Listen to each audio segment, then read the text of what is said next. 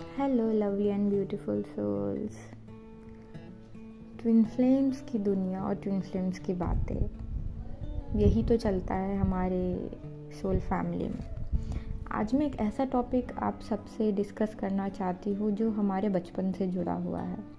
Twin flames के childhood के issue उन्हें अब बॉदर कर रहे हैं, उनकी जर्नी को डिले कर रहे हैं, उन्हें यूनियन में आने से रोक रहे हैं। क्यों उनके चाइल्डहुड इतना पेनफुल था, या क्यों उनका चाइल्डहुड अच्छा भी था तो वो कुछ कर क्यों नहीं पा रहे? क्योंकि हमारी कहानी की शुरुआत ही वहीं से हुई थी, हमारी कहानी का पार्ट ही वहीं से स्टार्ट हुआ था। तो माने या ना माने, लेकिन इसका रूट कॉज हमारे बचपन में ही है।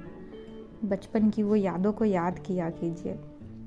इसी से शैडो वर्क जुड़ा हुआ है, इसी से रीयूनियन में डिले भी जुड़ा हुआ है। मैंने अपनी रिसर्च को थोड़ा और गहरा किया तो मुझे पता चला कि यूनियन में देरी क्यों हो रही है, क्योंकि बिलीफ सिस्टम ख़राब पड़े हुए हैं। हर चीज़ में देरी क्यों हो रही है, क्यों आखिर इतना टाइम लग रहा है, क्यों बार बार एक के बाद एक इशू में फंस जा रहे हैं? क्योंकि उसकी जो जड़ है वो है इनर चाइल्ड।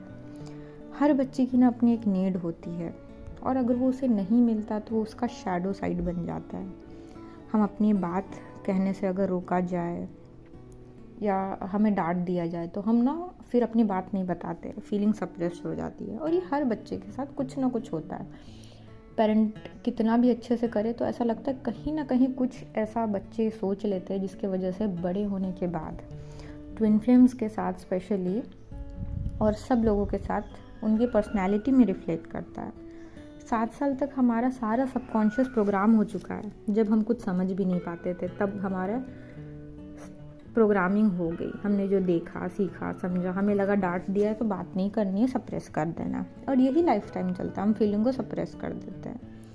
हमें विक्टिम की तरह फील करने लगते हैं। पूछा जाता है हमसे क्या हुआ तो भी हम नहीं बताते हैं। तो ये चाइल्डहुड की वजह से होता है, और इसकी वजह से हमारी पूरी लाइफ इफ़ेक्ट होती है। और हम कहीं ना कहीं इस तरीके से अपनी जर्नी को डिले कर देते हैं। जो ट्विन फ्लेम्स है उन्हें समझ में ही नहीं आता कि मैं ऐसा रिएक्ट क्यों कर रही हूँ, मैं ट्रिगर क्यों कर रही हूँ, मुझे गुस्सा क्यों आ रहा है। ये सब का कारण बचपन से ही जुड़ा हुआ है। आपको अपने बचपन को फिर से बताना है कि ये जो तुमने फील किया था, ये तो तुम्हें गलत नहीं कहा गया था तुम्हारे साथ। तुम्हें हर इंसान को माफ़ कर देना चाहिए। मुझे पता है कि ऐसा हुआ, तुम्हें डांट दिया गया, तुमने सप्रेस किया, लेकिन अब तो हम बड़े हो चुके हैं, हम अपने बचपन को ये बात समझा सकते हैं। बच्चों की तरह जब बच्चे दुनिया में आते हैं तो पूरी तरीके से उन्हें कोई डाउट नहीं होता, फियरलेस होते हैं। जैसे जैसे हम बड़े होने लगते हैं तो हम अपनी पावर कम कर देते हैं, एक बहती नदी के जैसा। जैसे वो बट जाती है, हम भी बट जाते हैं धीरे धीरे, उधर कहीं कहीं की बिलीफ लेके आगे बढ़ जाते हैं और अपने आप को कुछ और ही बना लेते हैं। तो अब तो हमें समझ गए, हमने इतने सारे वीडियोस देख लिए कि हमें पता चल गया कि हमने क्या किया, हमने कहाँ पे गलती की। तो हमें अपने आप को बेहतर बनाने के लिए समझाना है। उसको समझाइए, अपने बचपन को बैठ के समझाइए कि तुम्हें डांटा गया, तुमने फीलिंग सप्रेस की। एक एक जो आपकी फीलिंग है ना, जैसे आपको गुस्सा क्यों आता है, तो आप अपने बचपन में जाइए, 6 से 8 साल की उम्र में जाइए और बताइए कि तुम पे गुस्सा किया गया, उसके लिए तुम उस हर व्यक्ति को माफ़ करो। वो तुम्हारा बुरा नहीं चाहते थे अब, और हमें अब की समझ से उस सिचुएशन को डील करना है। पहले तो हम बच्चे थे तो हमें तो लगता था हाँ हम तो सही कर रहे हैं, मेरे साथ गलत हो गया। लेकिन अभी हमें पता है कि हमारे साथ गलत नहीं हुआ, हमने गलत समझा।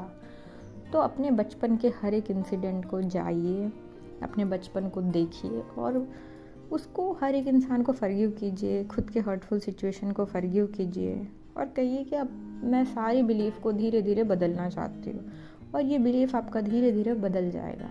बहुत रिपीटेशन करनी पड़ती है बार बार। तो ये थी एक छोटी इनर चाइल्ड हीलिंग जो शैडो को भी हील करेगी और आपके चाइल्डहुड को भी। और ट्विन फ्लेम्स के रीयूनियन में ये बहुत बड़ा डिले कॉज करता